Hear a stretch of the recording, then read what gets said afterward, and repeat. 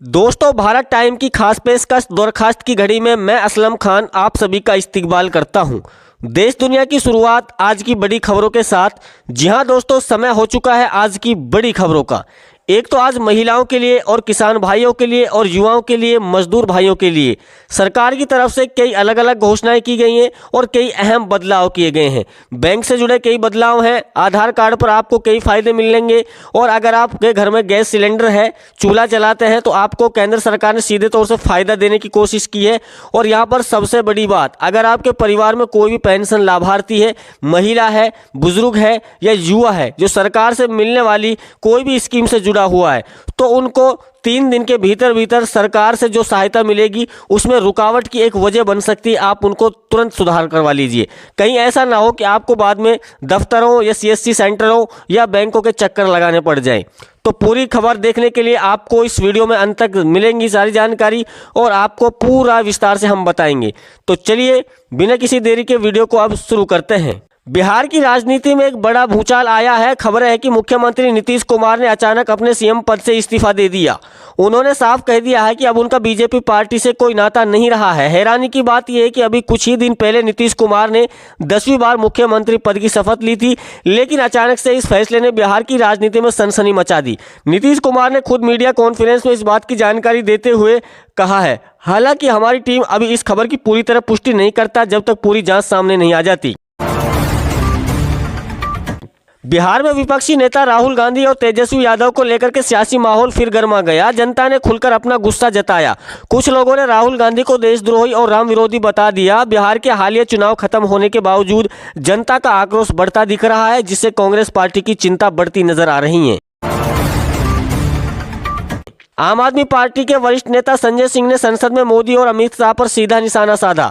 उन्होंने कहा कि बीजेपी पार्टी देश और संविधान के खिलाफ काम कर रही है। संजय सिंह ने आरोप लगाया कि राम मंदिर के चंदे में घोटाला हुआ है और बीजेपी पार्टी महात्मा गांधी जैसे देशभक्तों का नाम मिटाना चाहती है।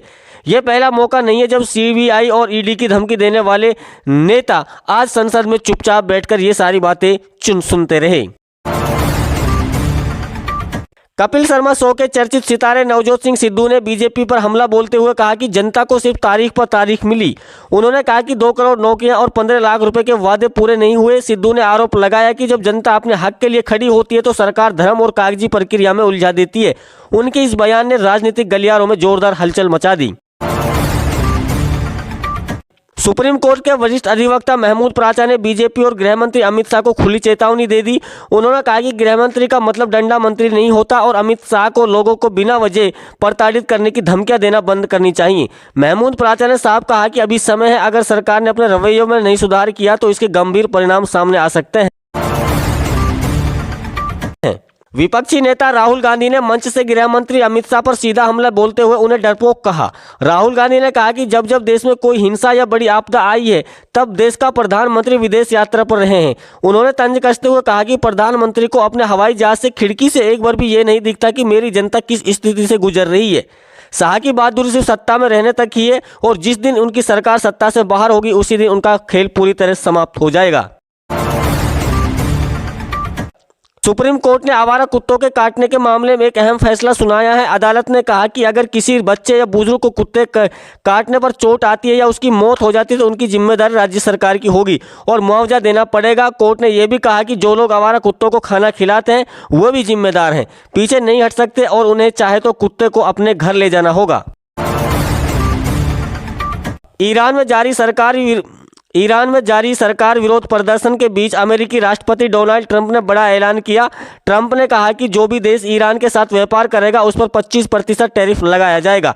इस फैसले में भारत को भी शामिल बताया गया है। हालांकि व्हाइट हाउस की ओर से अभी तक टैरिफ को लेकर कोई आधिकारिक आदेश नहीं आया। कांग्रेस नेता राहुल गांधी जल्दी अयोध्या में राम मंदिर के दर्शन कर सकते हैं। यूपी के बाराबंकी से कांग्रेस सांसद तनुज पुनिया ने इसकी जानकारी दी। साथ ही राहुल गांधी ने राम जी बिल पर भी सरकार को घेरते हुए कहा कि ये योजना रोजगार देने की बजाय भगवान श्री राम के नाम पर भ्रष्टाचार के लिए लाई गई है। उनके बयान के बाद राजनीतिक हलचल तेज हो गई।